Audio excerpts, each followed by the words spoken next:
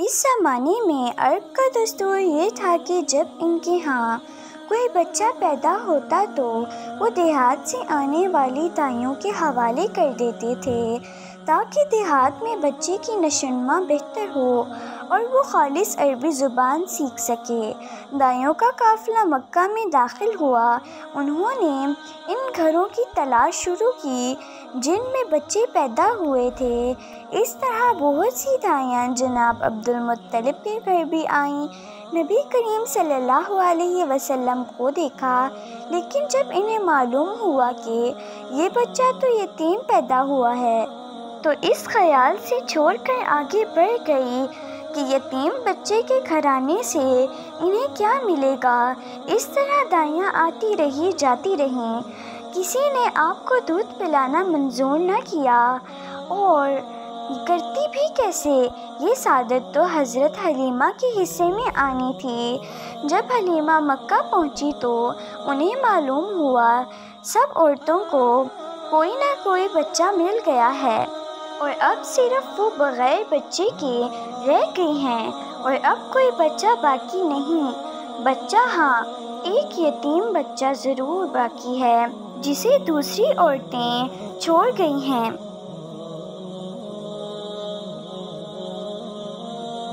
حلیمہ سعدیہ نے اپنے شوہر عبداللہ ابن حارث سے کہا، خدا کی قسم مجھے یہ بات بہت ناگوار گزر رہی ہے کہ میں بچے کے بغیر جاؤں، دوسری سب عورتیں بچے لے کر جائیں، یہ مجھے طعنے دیں گے، اس لیے کیوں نہ ہم اس یتیم بچے کو لے لیں۔ عبداللہ بن حارث بولے، کوئی حرج نہیں، ہو سکتا ہے اللہ اسی بچے کے ذریعے ہمیں خیر و برکت عطا فرما دے۔ چنانچہ حضرت حلیمہ سعدیہ عبدالمطلب کے گھر گئیں۔ جناب عبدالمطلب اور حضرت آمنہ نے انہیں خوش آمدید کہا۔ پھر آمنہ انہیں بچے کے پاس لے آئیں۔ آپ اس وقت ایک اونی چادر میں لپیٹے ہوئے تھے، وہ چادر سفید رنگ کی تھی، آپ کے نیچے ایک سبز رنگ کا ریشمی کپڑا تھا۔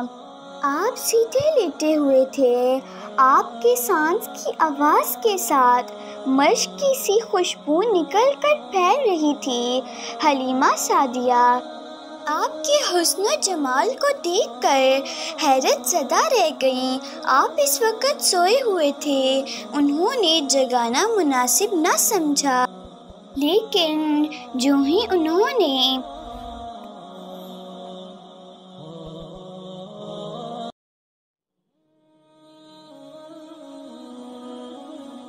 پیار سے اپنا ہاتھ آپ کے سینے پر رکھا، آپ مسکرا دیے اور آنکھیں کھول کر ان کی طرف دیکھنے لگے۔ حضرت حلیمہ سعدیہ فرماتی ہیں، میں نے دیکھا آپ کی آنکھوں سے ایک نور نکلا جو آسمان تک پہنچ گیا۔ میں نے آپ کو گود میں اٹھا کر آپ کی دونوں آنکھوں کے درمیانی جگہ پر پیار کیا۔ پھر میں نے آپ کی والدہ اور عبدالمطلب سے اجازت چاہی، بچے کے لیے قافلے میں آئی۔ میں نے آپ کو دودھ پلانے کے لیے گود میں لٹایا تو آپ دائیں طرف سے دودھ پینے لگے۔ پہلے میں نے بائیں طرف سے دودھ پلانا چاہا، لیکن آپ نے اس طرف سے دودھ نہ پیا۔ دائیں طرف سے آپ فوراً دودھ پینے لگے۔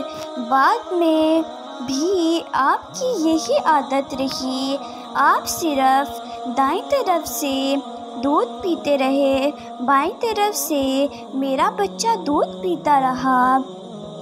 پھر قافلہ روانہ ہوا۔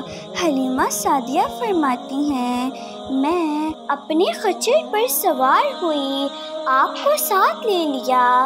اب جو ہمارا خچر چلا تو اس قدر تیز چلا کہ اس نے پورے قافلے کی سواریوں کو پیچھے چھوڑ دیا۔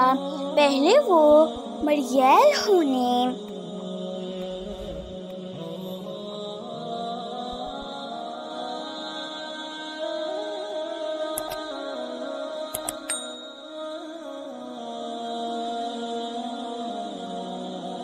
بنا پر سب سے پیچھے رہتا تھا۔ میری خواتین ساتھی حیرانگی سے مخاطب ہوئیں، اے حلیمہ، یہ آج کیا ہو رہا ہے؟ تمہارا خچر اس قدر تیز کیسے چل رہا ہے؟ کیا یہ وہی خچر ہے جس پر تم آئی تھی اور جس کے لیے ایک ایک قدم اٹھانا مشکل تھا؟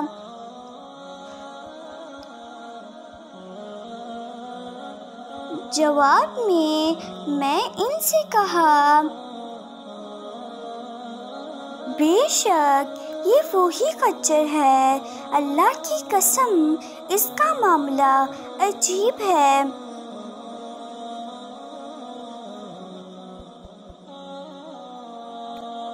پھر یہ لوگ بنو سعد کی بستی پہنچ گئے۔ ان دونوں یہ علاقہ خشک اور خط زدہ تھا۔ حلیمہ سعدیہ فرماتی ہیں، اس شام جب ہماری بکریاں چر کر واپس آئیں تو ان کے تھن دودھ سے بھرے تھے، جبکہ اس سے پہلے ایسا نہیں تھا۔ ان میں سے دودھ بہت کم اور بہت مشکل سے نکلتا تھا۔ ہم نے اس دن اپنی بکریوں کا دودھ دوہا تو ہمارے سارے برتن بھر گئے، اور ہم نے جان لیا کہ یہ ساری برکت اس بچے کی وجہ سے ہے۔ آس پاس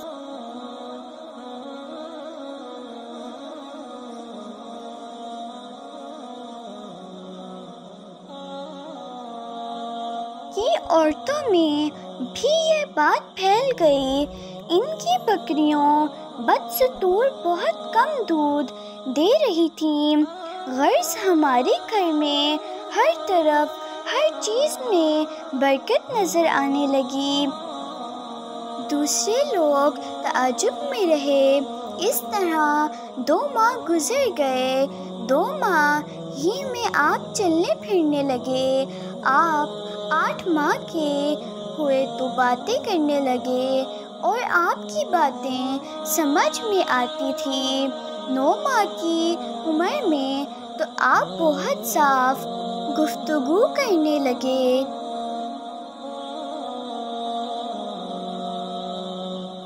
اس دوران آپ کی بہت سی برکات دیکھنے میں آئیں۔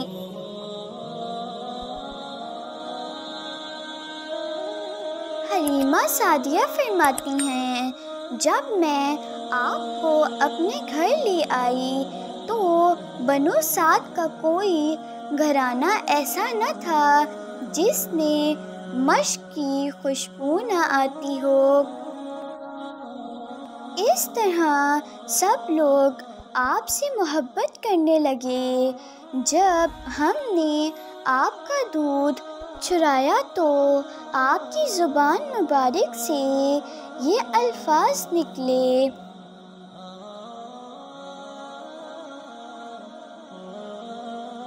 اللہ اکبر کبیرا والحمد للہ کثیرا وسبحان اللہ بکرۃ واسیلا، یعنی اللہ تعالیٰ بہت بڑا ہے، اللہ تعالیٰ کے لیے بے حد تعریف ہے اور اس کے لیے صبح و شام پاکی ہے۔